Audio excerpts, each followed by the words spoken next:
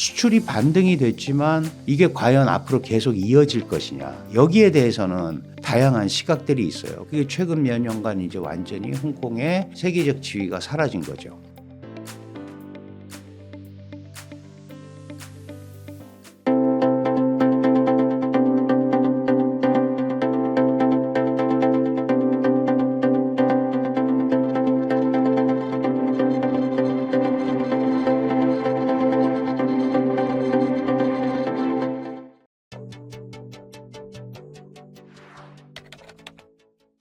네, 안녕하세요. 저는 한국 외국어대학교에서 중국 정치 경제를 포함해서 중국을 공부하고 있는 강준영입니다. 그렇죠. 사실은 잘 아시겠습니다마는 중국이 코로나 팬데믹을 봉쇄하는 정책으로 일관을 했고, 물론 이제 코로나라는 게 인류가 처음 봉착한 이상한 질병이었잖아요. 그러다 보니까 중국은 중국식으로 이제 봉쇄를 했고, 결국은 3년에 걸친 이 인류의 이 소위 전염병과의 투쟁, 이거는 결국은 한 번씩 다 걸려야 해결이 되는 거였다. 이렇게 됐는데, 중국 정부가 3년에 그 코로나 봉쇄를 마치고 작년에 의욕적으로 리오프닝이라는 걸 했어요. 이제 경제를 다시 원래대로 완전히 새로 가겠다라고 얘기를 했는데 그 효과가 중국 정부의 의도만큼 드러나질 않죠. 아는 이유는 중국 혼자서 한다고 되는 거는 절대 아니죠. 그 글로벌 경기가 안 좋고 중국 내부에서도 3년 동안의 봉쇄 후유증이 있어서 금방 전환이 안 됩니다. 거기다가 잘 아시다시피 중국 경제의 4분의 1 이상을 차지하고 있는 부동산 경기가 계속 침체되면서 소위 3위 업체인 헝다, 그다음에 그 이후에 1위 업체인 비구이웬, 그리고 최근에는 이제 완커라는 2위 업체, 아주 우량 업체로 알려져 있는 업체마저도 상당히 어려움을 겪는다라고 나오면서 경제가 반등하기가 좀 어려운 거 아니냐 이런 얘기들을 많이 했고 뭐 중국 붕괴론 별 얘기가 다 나왔었잖아요. 그런데 사실은 아시다시피 중국은 기본적으로 그 자금이 있습니다. 그런데 이걸 어떻게 투입을 해야 될지, 그리고 투입을 해서 효과가 안 나타나면 어떡하지라는 걱정도 가지고 있죠. 2008년 서프라임 모기지 사태 때 한 800조 정도 우리 돈으로 쏟아부은 경험이 있는데 그때는 넘어갔어요. 넘어갔는데 그때 투입된 돈들이 결국은 오늘날에 부동산 거품, 주식 거품을 만든 거 아니냐라는 우려 때문에 한 번에 직접적으로 못하고 있어요. 그럼에도 불구하고 이 경제 난국을 타개하기 위해서 아주 다양한 형태의 조치들을 뭐 이미 부동산 관련만 해서도 100여 종 이상의 규정 이런 조치들이 시행이 되고 있고 지금도 하고 있어요. 그런데도 불구하고 잘 반등이 안 되고 있단 말이죠. 그러니까 이제 중국 경제가 고민인데 최근의 추세는 그 수출이나 특히 1분기 같은 경우에 5.3% 성장을 했다. 예상치를 좀 뛰어넘었죠. 물론 이제 그거에 대해서도 그걸 어떻게 믿냐. 뭐 좀 숫자가 이상한 것 같다라고 얘기하는 사람들도 있어요. 있는데 5월까지 이렇게 흐름을 보면 소비라든가 이런 거는 중국 정부가 생각하는 것만큼 안 올라오고 있어요. 그래도 5월에 한 3.6% 정도 올라갔으니까 전년 동기 대비해서 상당히 반등을 한 거고, 특히 이제 수출 같은 경우가 작년보다 한 7.6% 늘었습니다. 이제 결국은 중국을 지탱하고 있는 내수, 투자, 수출, 투자 같은 경우는 민간 투자는 잘 일어나지 않지만 정부 주도의 투자가 있기 때문에 연초, 작년 말 이런 때보다는 조금 반등하는 기미가 보인다. 그러나 시장이 예상하는 것만큼 중국 정부의 노력이 들어갔는데도 불구하고 안 나타나고 있는 것은 사실인 것 같은데, 그건 왜 그러냐 하면 결국은 집을 사고 증시에 투자하고 하는 거는 투자자들이 하는 거잖아요. 그럼 이제 그런 정책을 바라보면서 아직은 조금 관망하고 있는 그런 흐름이 보여져요. 7월에 이제 중국의 아주 중요한 경제정책 방향을 설정하는 3차 중앙위원회 전체 회의가 예정돼 있고 그때 조금 과감한 어떤 재정 정책이나 이런 게 나오지 않겠느냐라는 기대도 있고 그러다 보니까 아직 지갑을 열지 않고 있다. 더 이제 좀 중국 정부로서 답답한 것은 이렇게 다양한 조치들을 취하면서 경기 활성화 조치를 하고 있는데도 불구하고 해외 투자가 안 들어오고 있는 거예요. 빠져나가는 소위 탈중국 추세도 이전보다는 조금 약화됐지만 어쨌든 신규 투자가 들어와야 되는데 신규 투자가 거의 안 되고 있기 때문에 지금은 이제 중국 정부가 하드 캐리하는 뭐 이제 이런 상황이고 그거를 소비자들이나 투자자들은 조금 지켜보고 있는 이런 상황이 아닌가 지금 이 시점은 그렇게 볼 수 있습니다. 뭐 여러 가지 이유가 있겠지만 돈을 안 쓰는 거는 뭐 우리도 마찬가지잖아요. 돈을 안 쓰는 거는 지금 내가 어디에 투자를 했다가 그게 잘못되지 않을까에 대한 우려가 제일 큰 거예요. 그러면 예를 들어서 중국 경제가 반등한다, 회복한다라는 다양한 조치와 신호가 있음에도 불구하고 아직은 아니라고 생각을 하는 거죠. 그리고 부동산 가격이 어쨌든 고점 대비로 따지면 거의 반토막 난 거나 마찬가지거든요. 그러면 지금 집을 샀다가 이게 더 잘못되면 어떡하지? 아직 바닥을 안 친 거면 어떡하지? 이런 이제 우려가 있잖아요. 그러니까 위험 대비 자금의 개념으로 돈을 안 쓰는 거예요. 안 쓰고 오히려 이제 저축을 자꾸 하는 거죠. 위험 회피를 통해서. 그래서 저축률이 기형적으로 높습니다. 기형적으로. 이거 이제 돈이라는 게 풀려서 돌아다녀야 되는데 그러니까 중국이 유동성을 공급을 해도 이제 소위 민간들한테 돈이 들어가면 그 돈이 다시 나오지를 않는 이제 이런 구조에 처해 있는데 가장 근원적인 이유는 중국 경제의 중단기적 미래를 좋지 않게 보고 있는 거예요. 그리고 우리가 다 아시지만 가격이 계속 떨어지고 있으면 잘 안 사잖아요. 더 떨어질 때를 소비자들은 기다린단 말이죠. 근데 아시다시피 중국 경제가 어려워졌고 그러면서 실업자가 많이 나왔고 실업자가라는 거는 고정 수입이 없는 거 아니에요. 그러면 가처분 소득이 있을 수가 없지 않습니까? 그러니까 이런 거에 지금 악순환 고리에 빠져 있어서 돈이 생기더라도 쓰지를 않고 있다. 이제 이렇게 이해를 하시면 제일 좋을 것 같고 그러면 결국은 그 돈을 끌어낼 수 있는 어떤 흐름을 만들어야 되는데 그게 이제 내부적으로 움직이는 것도 있고 또는 이제 국제 경기가 좋아져서 중국이 뭔가 거기에서 기여를 하면서 예를 들어서 수출이 이런 게 잘 되면 좋은데 지금 문제는 아시다시피 중국의 최근에 수출 특히 뭐 이 전자제품, 전기차, 그다음에 배터리, 태양광 이런 데 대해서 미국이나 EU가 강력한 관세 부과를 또 예고하고 있고 일부 미국 같은 데는 8월 1일부터 또 관세가 부과가 됩니다. 과잉 생산을 하고 있다라는 거죠. 밀어내기 수출. 우리 같은 경우는 이제 그런 것보다는 알리템으로 상징되는 저가 공산품들이 많이 들어오는 거죠. 그게 다 같은 패턴이에요. 중국이 제일 잘하는 산업 제조 쪽에 다시 중국이 약간 발을 돌린 것 같고 그걸 가지고 지금 하고 있는 거죠. 이런 것들이 그래서 수출이 반등이 됐지만 이게 과연 앞으로 계속 이어질 것이냐. 여기에 대해서는 다양한 시각들이 있어요. 그리고 중국의 수치가 약간 이렇게 연초에 비해서 개선된 것도 또 다양한 평가를 하죠. 이게 과연 정말로 개선 확장세가 계속 갈 거냐 아니면 해외에서의 대중국 이 압박이라든가 이런 조치로 인해서 다시 어려움에 봉착하게 될 거냐를 두고는 여러 가지 그 관점이 있습니다. 그런데 지금 상태는 어쨌든 연초보다는 조금 완만하지만 성장을 하고 있는 어떤 흐름 이거는 갖고 있다. 이렇게 보고 있는 거고 특히 작년에 그 경제공작회의라는 올해 경제를 어떻게 운영하겠다 하는 이제 해마다 연말에 경제공작회의라는 걸 하는데 그때 명확하게 중국이 소비를 가지고 진작시키는 거에 한계를 느꼈죠. 왜냐하면 가처분 소득이 없고 취업이 안 돼 있는 상태에서 내수를 진작한다는 굉장히 어렵거든요. 그러면 중국이 원래 잘하는 거 제조 이 산업을 더 강조했어요. 처음으로. 매번 내수가 국내를 이끌어야 된다. 경기 활성화를 이끌어야 된다 그러다가 이 작년 그 경제공작회의에서 이미 산업 생산. 물론 이제 그냥 산업 생산하면 또 저가 공산품 뭐 차이나 쇼크 2.0 이런 얘기가 자꾸 나오니까 신질 생산력이라는 새로운 품질의 소위 이제 하이테크 이쪽에도 초점을 맞춰서 산업을 재고하자고 했는데 이제 우리한테 영향을 끼치는 거는 저가 공산품들이 많이 오는 거죠. 그것도 결국은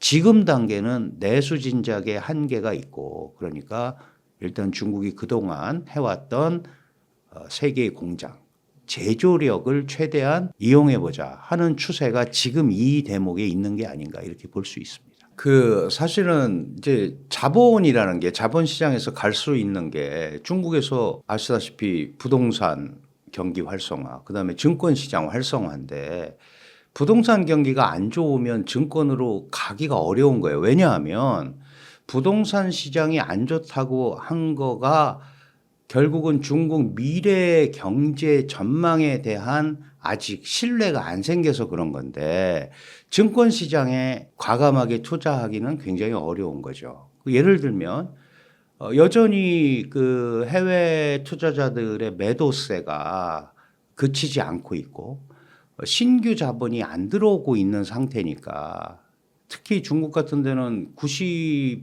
6%가 개미 투자자들이에요. 그럼 이제 그게 잘 안 되는 거죠. 그것도. 그래서 며칠 전에 그 심리적 마지노선이라고 하는 상해 지수가 3,000이 또 무너졌어요. 뭐 일시적 현상일 수도 있지만 그래도 항상 그 3,000을 올라가냐 내려가냐가 반복이 되다 보니까 3,000이 넘어가면 좀 괜찮게 보는 이런 시각들이 있었는데 이게 중국 정부가 이렇게 애를 쓰는데도 불구하고 또 지금 3,000 이하로 떨어지니까 힘이 좀 빠진 게 아니냐. 근데 제가 모두에 말씀드렸지만 일단은 그 관망을 지금 조금 더 하고 있는 것 같다. 근데 중국이라는 데가 부동산이 안 좋아서 증시가 확 올라가고 증시가 안 좋아서 부동산이 확 올라가는 일반 이런 자본 구조는 아니다. 구조 자체가. 그러니까 우리가 이제 보통 우리는 이 여기에 갈 돈이 막히면 일로 흘러가고 그런 게 좀 있는데 중국은 그런 거하고는 조금 상황이 달라요. 그리고 유동성 공급이라는 게 정부에 의해서 본격적으로 조정이 되잖아요. 그리고 그거를 투자자들이 판단은 투자자들이 하는 건데 결국은 이제 개미 투자자들이 많다 보니까 이거를 탁 뭐 정부가 나서서 이끌어도 선뜻 나가기가 어려운 그런 상황이라서 이 답보 상태를 지금 계속 보이고 있는 게 아닌가 이렇게 생각이 듭니다. 뭐 일본과 같은 비슷한 현상들이 나타나는 게 있어요. 예를 들어서 그 경기가 한창 좋아지니까 그런 자금들을 해외로 많이 또 투자도 하고 중국도 해외 투자를 굉장히 열심히 했죠. 조수추이라는 표현을 썼는데 밖으로 나가서 투자하라. 일본도 마찬가지였고 한때 뭐 미국 월가를 다 살 거다. 뭐 이런 얘기가 있었잖아요. 미국이 제일 먼저 들고 나온 게 원래 일본 위협론이에요. 지금은 이제 중국 위협론 그러다가 중국도 이제 지금 이제 어려운 상황이 됐는데 사실은 일본하고 중국은 좀 다르죠. 시스템도 다르고 일본이 잃어버린 30년 또는 버블 경제에 빠졌을 때 일본은 세계 2위의 경제 대국입니다. 2만 불 이상의 소득을 갖고 있었고 중국은 그렇지 못하죠. 아직 중진국에 본격적으로 도달하지도 못했고 소득이 뭐 12,800달러 정도고 고령화 사회고 그래서 표면적으로는 비슷한데 일본 같은 경우는 상당히 선진국에 진입을 해서 내려온 거고 여기는 지금 올라가다가 내려가는 거니까 아직 뭐 피크 차이나다 뭐 이런 얘기들 많이 했잖아요. 저는 개인적으로 중국은 피크를 찍은 적이 없어요.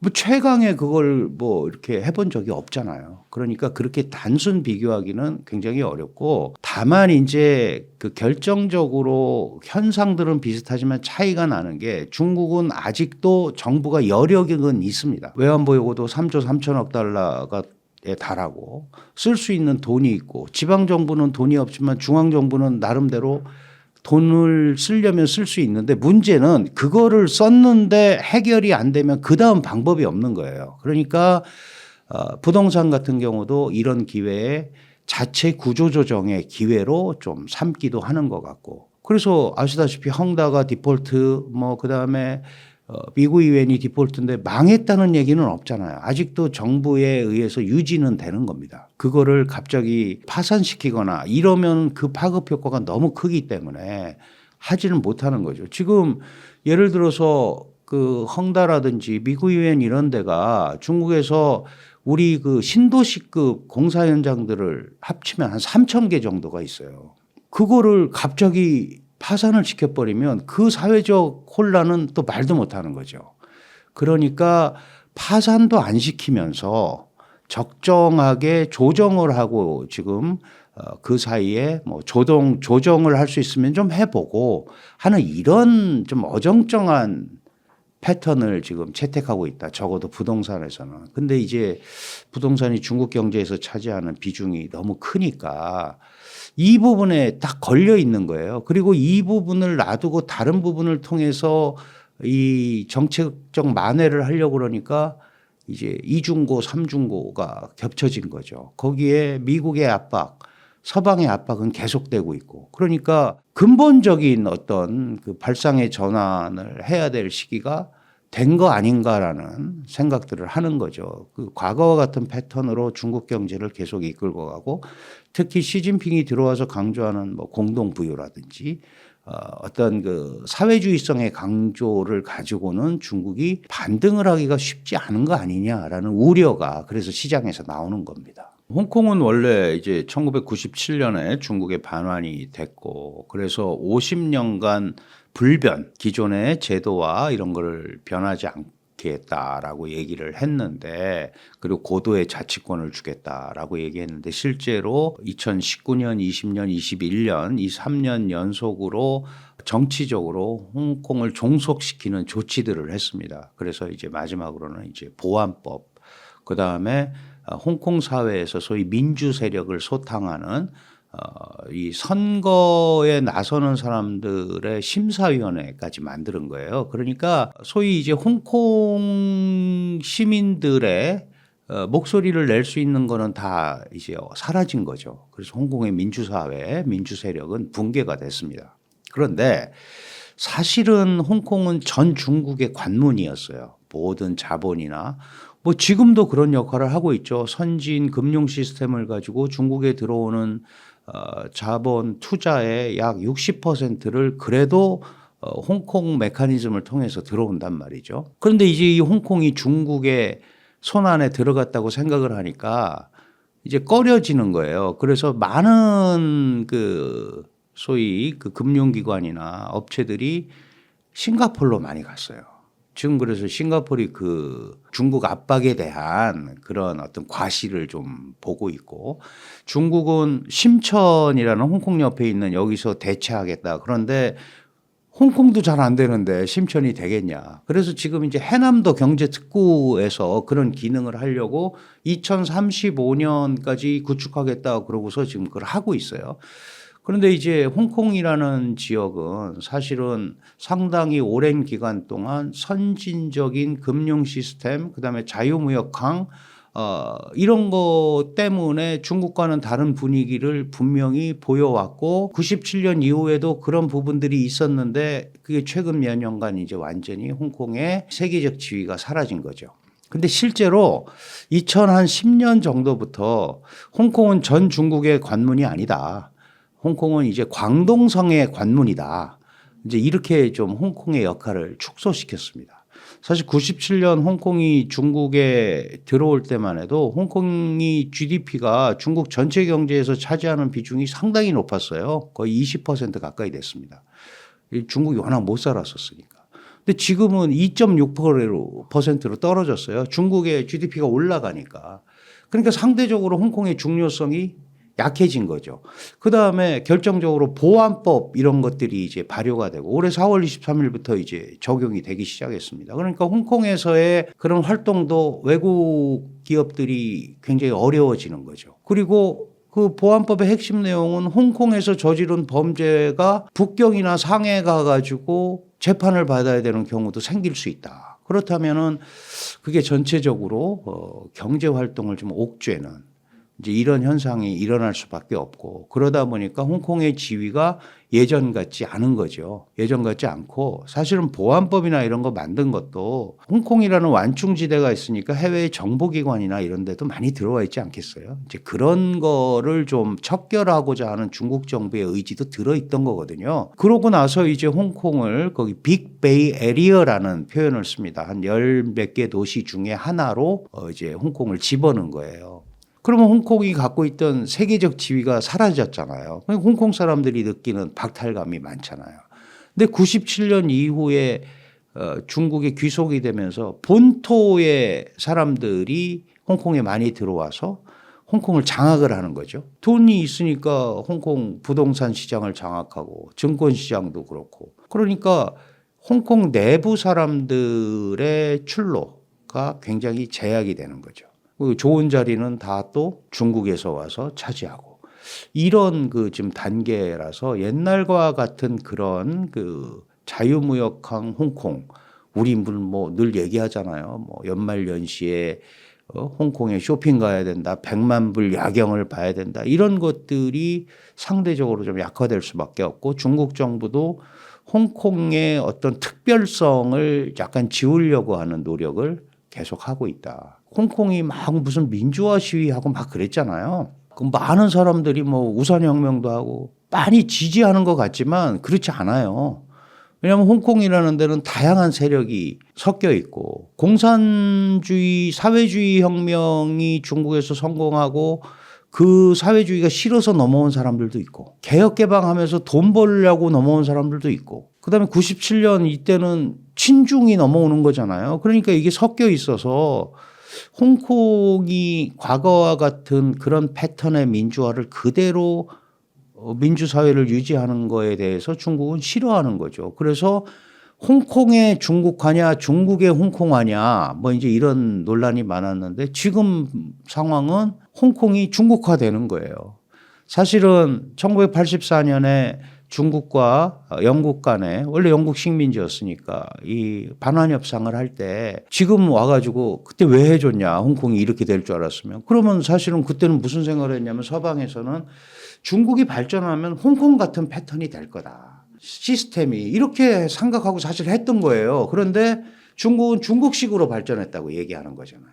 그러니까 거기서 격차가 생겼죠. 게다가 시진핑은 중국식 현대화를 통해서 중국이 발전하고 있고 홍콩도 거기에 맞추라는 거예요.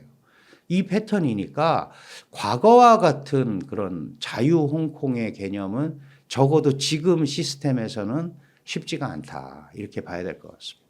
3분기 고래동 공부 강의 모집 중이거든요. 네, 네이버에 고래동 공부 치면 저희 홈페이지가 있어요. 여기서 7, 8, 9월 고래동 공부 3개월 동안 같이 하는 프로그램인데 네, 심정석 소장님 보너스 강의가 추가가 됐습니다. 저희는 정말 많은 걸 다루거든요. 물론 코인도 강의하죠. 저는 이번에 코인 강의 해외거래소 사용법 위주로 강의할 건데 2번 합니다. 네, 7월, 9월 2번 코인 거래소 쪽 할 거고요. 팽도리님은 이분은 치과의사 분이신데 25억 비트코인으로만 25억 벌고 다른 또 알트코인으로 돈 많이 버셔서 원래 치과의사신데 졸업을 하셨어요. 네, 파이어족이시죠. 그래서 이제 뭐 시간 많다고 언제든지 불러달라고 뭐 그러시더라고요. 그래서 저희가 또 모셨습니다. 너무 폭발적인 반응이었어가지고 같이 코인 공부도 하고요. 그리고 부동산, 부동산 요즘에 난리지 않습니까? 부동산. 서울 부동산 다시 올라간다고 뭐 좀 시끄러워진 것 같아요. 거래량도 좀 많고 부동산 공부도 네, 같이 하고요. 그리고 빗소영 대표님은 자기개발 쪽 아웃풋 독서 자기개발된 프로그램도 같이 들어있고요. 심정섭 소장님은 학군 강의하거든요. 학군과 부동산, 자녀교육 이런 부분에 대해서 설명을 해주시는데 이 부분도 같이 알려주실 거예요. 교육이죠, 교육. 자녀교육. 진짜 정말 거의 모든 거를 다 망라하는 강의거든요. 고래동 공부 프로그램만 잘 따라오셔도 다른 공부 특별히 많이 더 안 하셔도 충분할 것 같아요. 이것만 해도 충분히 많거든요. 8월 달에도 네, 웅달 대표님은 사업과 투자를 너무 잘 융합하셨고 그리고 좀 뼈 때리는 이야기 있잖아요. 뼈 맞는 시간을 좀 가감 없이 정말 솔직하게 부드럽게 때려주시거든요. 그래서 웅달님 강의를 들으면은 무언가 되게 하고 싶은 게 많아집니다. 네.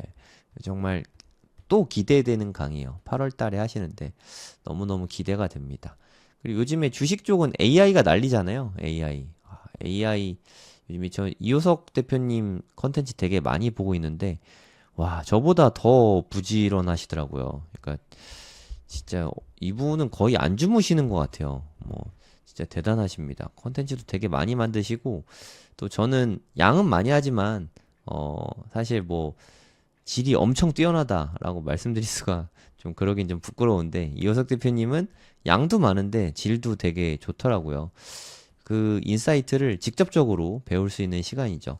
다 줌으로 실시간 강의하거든요. 이럴 때가 아니면 네, 제가 또 언제 이호석 대표님을 만나서 이렇게 질의응답할 시간이 있겠습니까?